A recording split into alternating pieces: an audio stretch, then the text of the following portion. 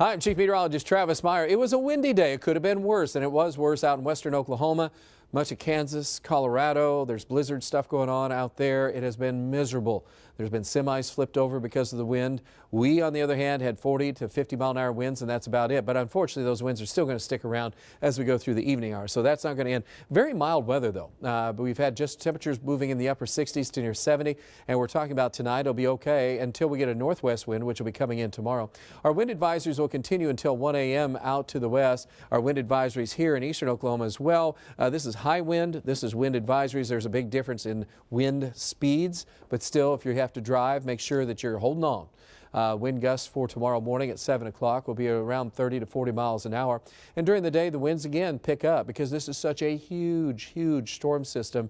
It's not going to change a whole lot. I mean, granted, we're not at 60 mile an hour winds. We're at 40, but still trash cans, everything else will continue to blow around right on into tomorrow. We've had power outages today, and we have had some tree limbs down.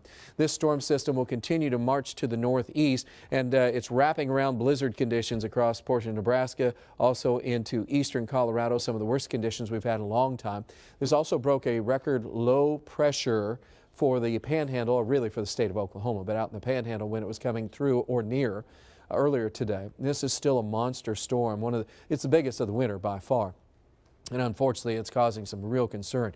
It's going fast enough that it won't last for an extended period of time in any one location, which is a blessing, but it's still creating winds across almost the entire country. That's how big it is. Now, it will start to have a few clouds tomorrow, but that'll clear out by Friday. Friday will be cold in the morning. The afternoon will be okay. This high pressure system is Canadian high, not Arctic air. And so that's going to be a chilly air mass, but not a super cold air mass. Should be cold enough to get it below freezing on Saturday morning. But this high will continue to track off to the east, and then warmer weather will start to show up. And that's kind of good news because we have spring break coming up. And spring break gets off to a pretty doggone good start for the weekend and St. Patty's Day as well. And that'll continue into Monday and Tuesday. We dip a little bit as a cold front comes through on Tuesday, and so it'll be a little cooler on Wednesday and Thursday with a chance of some showers Tuesday, late afternoon, and into Wednesday.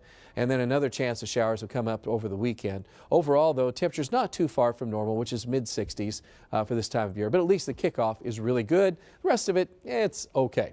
All right, our forecast is just kind of okay. The temperatures are great, but unfortunately we have to kind of pull that back down because of the winds. Sunrise now, once again, since we went to daylight saving time, back to 7:36 in the morning. But it'll get better here over the next couple of weeks as we start to really increase the amount of daylight going on, because the late March and April, just about 2.5 minutes a day of extra daylight. So in 1 week, you can figure that out, 15 extra minutes of light. So the winds will be strong for the daytime hours. It'll be colder for Thursday. It'll be cold on Friday, comparatively speaking.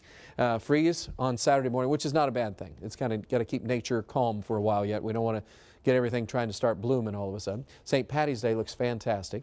There's that chance of sprinkles or showers on Tuesday into Wednesday. And then cooler weather as the cold front comes on in.